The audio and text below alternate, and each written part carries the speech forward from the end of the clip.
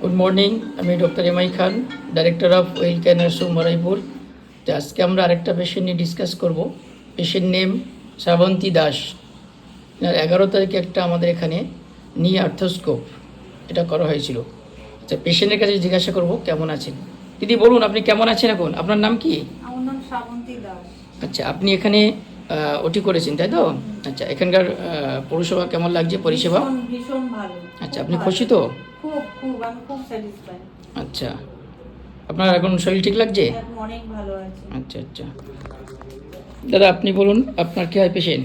Patient আমার wife হয়, আচ্ছা, আপনার কি নাম? অরিজিৎ দাস। আচ্ছা, আজ আমাদের ডক্টর অরুণবাবু এনেছিলেন। বলুন স্যার, আপনার কেমন লাগছে?